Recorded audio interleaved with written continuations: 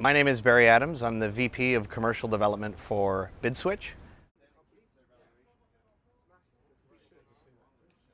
BidSwitch is a one-to-many point of integration that sits in the middle of the programmatic ecosystem. So BidSwitch basically connects suppliers, or the supply side, with the buy side, or the demand. And it does this by doing a one-to-many integration. So by connecting with BidSwitch, a buyer is able to access all of the inventory that we see from the supply side, and the same is true for suppliers accessing the buy side. And so for right now, that equals, in the supply side, we're now holding about 110 integrations, and on the buy side, we now just have 207 connections. So we've seen a lot of growth in that area.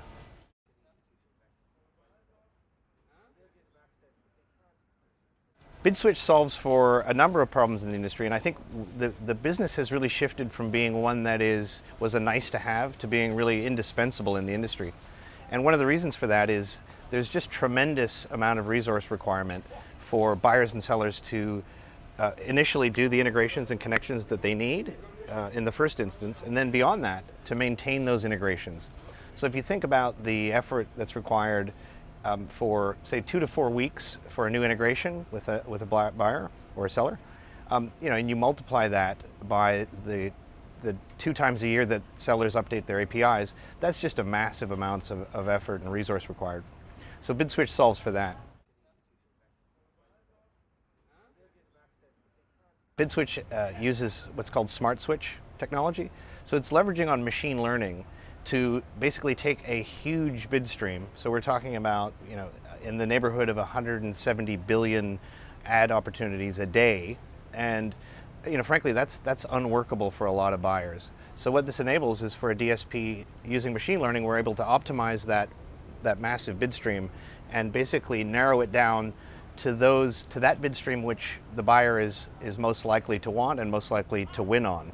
So it's a hugely important piece.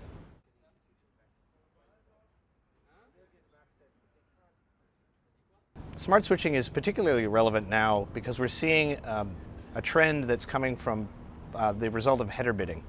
So what we've seen is that although there is really not a significant change in the volume of unique inventory that we're looking at or in the unique users, what we have seen is somewhere in the neighborhood of a 2.5 times increase in the volume of impressions.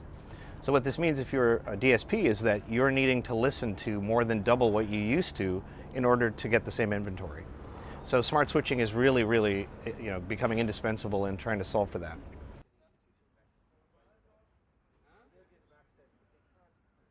One of the new exciting developments is with the advent of OpenRTB 2.4, we'll now be able to support audio inventory, and that's super exciting. We're going to see that come on live next month. With the previous advent of the 2.3 OpenRTB protocol, we were able to offer native, and that's starting to pick up. We've seen a tremendous amount of activity with video and mobile again gaining. Geographically, I think we've seen some great movement in Asia Pacific, in particular with Japan, with Korea, and with Southeast Asia.